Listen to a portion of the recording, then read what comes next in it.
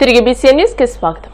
Sarva Shiksha contract outsourcing ఉద్యోగులను regular చేయాలని, జీతాలు పెంచాలని, గత సమ్మె సందర్భంగా ఇచ్చిన వాగ్దానాలు అమలు చేయాలని, ఖాళీలు భర్తీ చేయాలని, జాబ్ చార్ట్ నిర్ణయించాలని, తదితర డిమాండ్ల పరిష్కారానికి సర్వశిక్ష ఉద్యోగుల జేఏసీ రాష్ట్ర కమిటీ ఇచ్చిన పిలుపులో భాగంగా పశ్చిమ గోదావరి జిల్లా భీమవరం కలెక్టరేట్ వద్ద పెద్ద ఎత్తున నిరసన దీక్ష నిర్వహించారు. ఈ దీక్షా శిబిరానికి ఎస్ఎస్సీ ఉద్యోగుల యూనియన్ జిల్లా అధ్యక్షులు ఎస్కే బావాజీ అధ్యక్షత వహించి మాట్లాడారు. గత సంవత్సరంలో 22 రోజులు సమ్మె సందర్భంగా గత ప్రభుత్వం ఇచ్చిన హామీలు ఇప్పటికీ అమలు కాలేదని, సమ్మె సందర్భంగా ఆనాటి ప్రతిపక్షం ప్రస్తుత కూటమి ప్రభుత్వం శిబిరాల వద్దకు వచ్చి అధికారంలోకి రాగానే ఎస్ఎస్సీ ఉద్యోగుల సమస్యలని పరిష్కరిస్తామని వాగ్దానాలిచ్చి విస్మరించారని విమర్శించారు. రాష్ట్ర ప్రభుత్వ వైఖరి వల్లనే రాష్ట్ర వ్యాప్తంగా ఈ రోజు ధర్నాలు నిర్వహిస్తున్నామని, ఇప్పటికైనా ప్రభుత్వం తమ సమస్యలు పరిష్కరించకపోతే డిసెంబర్ 10వ తేదీన ఎస్పీడీ కార్యాలయాన్ని ముట్టడిస్తామని హెచ్చరించారు.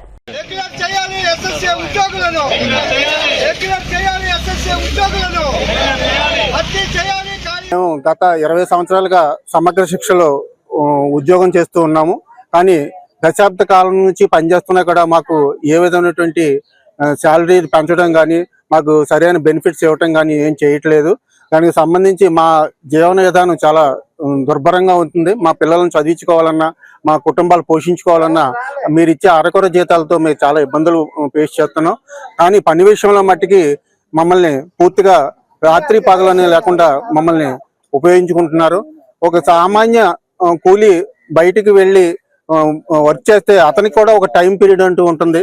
కానీ మాకు స్కూల్ లెవెల్ నుంచి, మండల్ లెవెల్ నుంచి, డిస్టిక్ లెవెల్ వరకు కూడా ఒక టైము ఒక విధానం అంటూ ఏమి లేకుండా మమ్మల్ని అన్ని విధాలుగాను మమ్మల్ని వాడుకుంటున్నారు. కానీ మా సౌకర్యాలు, మాకు సంబంధించిన ఏదైనా బెనిఫిట్స్ సమకూర్చేటప్పుడు మట్టికి అధికారులు, గత ప్రభుత్వం కూడా, ఈ ప్రభుత్వం కూడా మమ్మల్ని నిర్లక్ష్యం చేస్తుంది. ఇప్పుడు కూటమి ప్రభుత్వం వచ్చి సంవత్సరాలు అయినా సరే ఇప్పటి వరకు కూడా మాకు సంబంధించినటువంటి మా డిమాండ్లకు సంబంధించి ఏ విధమైనటువంటి చలనం కానీ, దానికి సంబంధించిన చర్యలు కానీ ఏమి తీసుకోలేదు.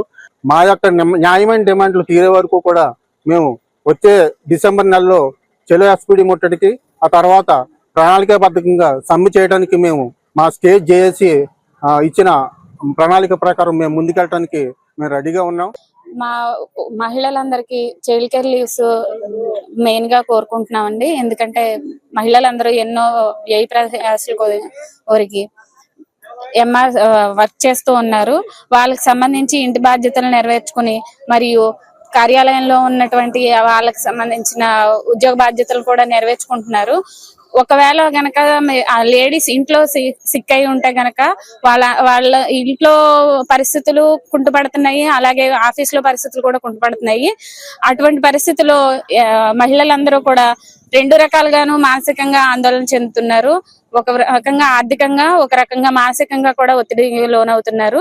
అలాగే మెడికల్ లీవ్స్ లాంటివి ఏమైనా ప్రొవైడ్ చేస్తే, చైల్డ్ కేర్ లీవ్స్ లాంటివి ప్రొవైడ్ చేస్తే, ఎక్కడైనా మహిళలు ఆరోగ్యంగా ఉంటే మిగతావన్నీ కూడా బాగుంటాయి. కాబట్టి మా మహిళలందరికీ child care leave plus medical leave ని మంజూరు చేయవలసిందిగా కోరుకుంటున్నాను. ఆంధ్రప్రదేశ్ బీసీ సంక్షేమ సంఘం రాష్ట్ర అధ్యక్షులు కేసన శంకర్రావు పిలుపు మేరకు బీసీ కులగణన, ఏబీసీడీ వర్గీకరణ, లోకల్ బాడీ ఎలక్షన్లు అమలు చేయాలని కోరుతూ బీసీ సంక్షేమ సంఘం జిల్లా అధ్యక్షులు వర్తనపల్లి కాశీ పశ్చిమ గోదావరి జిల్లా కలెక్టర్ కి రిప్రజెంటేషన్ ఇచ్చారు. ఈ సందర్భంగా ఆయన మాట్లాడుతూ పలు డిమాండ్లు చేశారు. స్థానిక సంస్థల ఎన్నికల్లో బీసీల జనాభా దామాషా ప్రకారం రిజర్వేషన్లు కల్పించాలని, రాష్ట్రంలో సమగ్ర కులగణనను తక్షణమే నిర్వహించాలని అన్నారు. ప్రతి కుటుంబం సామాజిక, ఆర్థిక, రాజకీయ పరిస్థితులన్నింటినీ తెలుసుకునేలాగా మొత్తం వివరాలను సమగ్రంగా సేకరించాలని, రాజ్యాంగ సవరణ చట్టం ద్వారా బీసీలకు రిజర్వేషన్లు కల్పించాలని డిమాండ్ చేశారు. అనంతరం జిల్లా బీసీ నాయకుల ఆధ్వర్యంలో జాయింట్ కలెక్టర్ రాహుల్ కుమార్ రెడ్డి, రాజ్యసభ సభ్యులు పాకా వెంకట సత్యనారాయణకి వినతిపత్రం అందజేశారు. ఈ కార్యక్రమంలో జిల్లా నాయి బ్రాహ్మణ సేవా సంఘం అధ్యక్షుడు కొడవర్తి శివప్రసాద్, కేశవ్ భట్ల విజయ్, అతిలిబాబి, మారిశెట్టి నరసింహమూర్తి, సందక రమణ, పిన్నింటి రామకృష్ణ, చిక్కాల చందు, కురాకుల వెంకటేశ్వరరావు, ఓర్సు వెంకట్రావు, వల్లపు దుర్గారావు, గుంజ అప్పన్న తదితరులు పాల్గొన్నారు. బీసీ సంక్షేమ సంఘం తరఫున మరి ప్రధానమంత్రికి, ముఖ్యమంత్రికి కూడా ఈ రిప్రజెంటేషన్ ఇవ్వాలని చెప్పి మరి ఏదైతే కలెక్టర్ గారికి మరి బీసీ సంక్షేమ సంఘం తరఫున ఈ రిప్రజెంటేషన్ ఇవ్వడం జరిగింది. ఏదైతే మొన్న ఎన్డీఏ మేనిఫెస్టోలో మరి ఎన్డీఏ కూటమి మేనిఫెస్టోలో బీసీ కులగణన జరగాలని చెప్పి అప్పుడు కూటమి ప్రభుత్వం హామీ ఇవ్వడం జరిగింది. దాంట్లో భాగంగా ఎన్డీఏ కూటమికి బీసీ సంక్షేమ శాఖ ఇప్పుడు ఎక్కడికక్కడ మద్దతు పలకడం జరిగింది. బీసీ సంక్షేమ సంఘం రాష్ట్ర అధ్యక్షులు కేసీఎన్ శంకర్రావు గారి పిలుపు మేరకు మేమందరూ కూడా ఈ ఏదైతే ఎన్డీఏ కూటమికి పనిచేయడం జరిగింది. దాంట్లో భాగంగా కులగణన మరి అమలు జరగాలని, ఏబిసిడి వర్గీకరణ కూడా అమలు జరగాలని ఒక ఆలోచనతోటి మన కేసీఎన్ శంకర్రావు గారు సుప్రీంకోర్టుని ఆశ్రయించడం జరిగింది. ఏదైతే డెడికేటేషన్ కమిషన్ ఏర్పాటు చేసి లోకల్ బాడీ ఎలక్షన్ ఉందో ఆ లోకల్ బాడీ ఎలక్షన్ కులగణన ఏబిసిడి వర్గీకరణ జరిగిన తర్వాతే ఈ ఎలక్షన్ పెట్టాలని చెప్పి ఏదైతే ప్రధానమంత్రి మోడీ గారికి, ముఖ్యమంత్రి చంద్రబాబు నాయుడు గారికి, అలాగే ఉప ముఖ్యమంత్రి పవన్ కళ్యాణ్ గారికి కూడా ఈ రిప్రజెంటేషన్ ఇమ్మని కలెక్టర్ గారి ద్వారా మేము పంపించడం జరిగింది. ఏదైతే సుప్రీంకోర్టు కూడా సుమారు 6 వారాల్లో దీని మీద కమిషన్ ఏర్పాటు చేసి వెంటనే దీని మీద డెడికేటెడ్ కమిషన్ ఏర్పాటు చేసి పంచాయతీరాజ్ శాఖ మంత్రికి, అలాగే మున్సిపల్ శాఖ ప్రధాన కార్యదర్శులకి అందరికీ కూడా పంపించాలని ఒక తీర్మానం సుప్రీంకోర్టు ఇవ్వడం జరిగింది. బీసీ సంక్షేమ సంఘం రాష్ట్ర అధ్యక్షులు కేసీఎన్ శంకర్రావు గారి పిలుపు మేరకు పశ్చిమ గోదావరి జిల్లా బీసీ సంక్షేమ సంఘం అధ్యక్షులు వత్తంపల్లి కాశీ గారి ఆధ్వర్యంలో ఈ రోజున పశ్చిమ గోదావరి జిల్లా కలెక్టరేట్కి రావడం జరిగింది. మరి ఈ యొక్క ముఖ్య ఉద్దేశం ఏంటంటే, మరి ఎన్డీఏ ప్రభుత్వం ఏదైతే బీసీలు కులగణన జరగాలి అని చెప్పేసి మనకి కులగణన చేస్తామని చెప్పేసి హామీ ఇచ్చిందో, హామీ ప్రకారం మా అధ్యక్షులు కేసీఎన్ శంకర్రావు గారు మరి హైకోర్టులో పిటిషన్ వేయడం జరిగింది.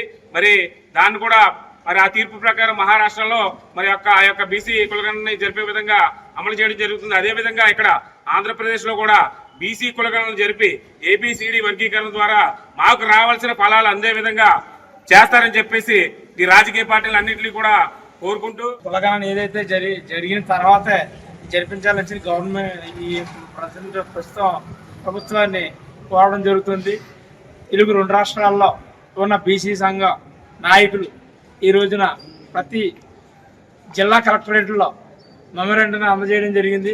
అలాగే తక్షణమే మా యొక్క మెమోరాండం పరిశీలించి బీసీలకి రావాల్సిన హక్కులు మేర న్యాయం జరగాలని చెప్పి కోరుకుంటూ జై బీసీ జై కాశీ. 26 జిల్లాల కలెక్టరేట్లకి మరి బీసీ సంఘం అధ్యక్షులు వెళ్లి వినతి పత్రం ఇవ్వడం జరుగుతుంది. మరి రోజున పశ్చిమ గోదావరి జిల్లా బీసీ సంక్షేమ సంఘం అధ్యక్షులు వర్తనపల్లి కాశీ గారి ఆధ్వర్యంలో మరి 15 నియోజకవర్గాల నుంచి కూడా భీమవరం కలెక్టరేట్ దగ్గరికి వచ్చి మరి మా సమస్యల మీద, బీసీ కులగణన మీద, కుల జరగణన మీద మరి వినతి పత్రం ఇవ్వడం జరిగింది.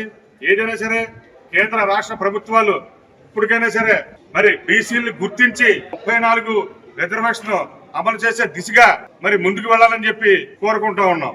మరి రాజకీయ పార్టీలు చెప్తా ఉంటాయి బీసీలే మా పార్టీలకి వెన్నెముక అని. మరి మా వెన్నుపోస ఎర్రగొట్టేలాగా చేయకుండా ఆ 10% రిజర్వేషన్ పెంచి బడుగు బలహీన వర్గాల రాజ్యాధికారం దిశగా వెళ్లేలాగా మరి మీరు ముందు అడుగు వేస్తారని చెప్పి తెలియజేసుకుంటూ, భారత 53వ ప్రధాన న్యాయమూర్తిగా జస్టిస్ సూర్యకాంత్ ప్రమాణ స్వీకారం చేశారు. ఢిల్లీలోని రాష్ట్రపతి భవన్లో జరిగిన కార్యక్రమంలో రాష్ట్రపతి ద్రౌపది ముర్ము ఆయనతో ప్రమాణ స్వీకారాన్ని చేయించారు. ఈ కార్యక్రమానికి హాజరైన ప్రధానమంత్రి నరేంద్ర మోదీ జస్టిస్ సూర్యకాంత్ కు శుభాకాంక్షలు తెలియజేశారు. ఆయన పదవీకాలం విజయవంతం కావాలని ఆకాంక్షిస్తున్నట్టు తన సోషల్ మీడియా ఖాతా ఎక్స్ లో పేర్కొన్నారు. అనేక చారిత్రాత్మక తీర్పుల్లో భాగస్వామి అయిన జస్టిస్ సూర్యకాంత్ ఇటీవలి సంప్రదాయానికి భిన్నంగా దైవ సాక్షిగా హిందీలో ప్రమాణం చేయడం విశేషం. ఈ కార్యక్రమానికి ఉపరాష్ట్రపతి సిపి రాధాకృష్ణన్, కేంద్ర మంత్రులు, హర్యానా ముఖ్యమంత్రి నాయిబ్ సింగ్ సైని హాజరయ్యారు. मैं सूर्यकांत जो भारत के उच्चतम न्यायालय का मुख्य न्यायमूर्ति नियुक्त हुआ हूँ, जो भारत के उच्चतम न्यायालय का मुख्य न्यायमूर्ति नियुक्त हुआ हूँ, ईश्वर की शपथ लेता हूँ ईश्वर की शपथ लेता हूँ कि मैं विधि द्वारा स्थापित भारत के संविधान के प्रति कि मैं विधि द्वारा स्थापित भारत के संविधान के प्रति सच्ची श्रद्धा और निष्ठा रखूंगा। सच्ची श्रद्धा और निष्ठा रखूंगा। मैं भारत की प्रभुता और अखंडता अक्षुण्ण रखूंगा। मैं भारत की प्रभुता और अखंडता अक्षुण्ण रखूंगा तथा मैं सम्यक प्रकार से और श्रद्धापूर्वक तथा अपनी पूरी योग्यता, ज्ञान और विवेक से तथा मैं सम्यक प्रकार से और श्रद्धापूर्वक तथा अपनी पूरी योग्यता, ज्ञान और विवेक से अपने पद के कर्तव्यों का भय या पक्षपात, अनुराग या द्वेष के बिना पालन करूंगा। भय या पक्षपात, अनुराग या द्वेष के बिना पालन करूंगा तथा मैं संविधान और विधियों की मर्यादा बनाए रखूंगा। तथा मैं संविधान और विधियों की मर्यादा बनाए रखूंगा।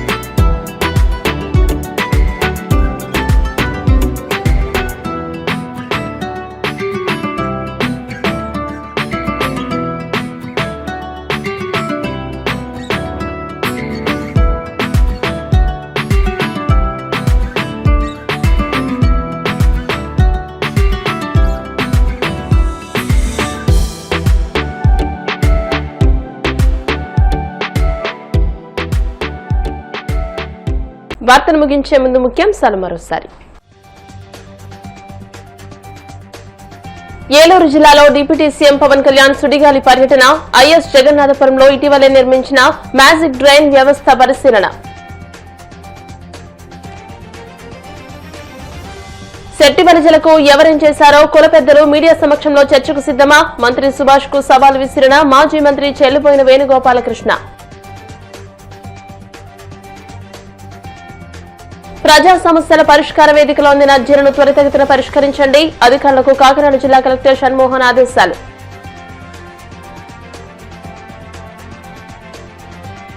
భారత 53వ ప్రధాన న్యాయమూర్తిగా జస్టిస్ సూర్యకాంత్ ప్రమాణం, ఢిల్లీలోని రాష్ట్రపతి భవన్లో ఆయనతో ప్రమాణం చేయించిన రాష్ట్రపతి ద్రౌపది ముర్ము. ఈ వార్తలు ఇంతటితో సమాప్తం. మరిన్ని వార్తల కోసం BCN digital YouTube channel, Facebook page ని ఫాలో అవ్వండి. అప్డేటెడ్ వార్తల కోసం ప్లీజ్ సబ్స్క్రైబ్.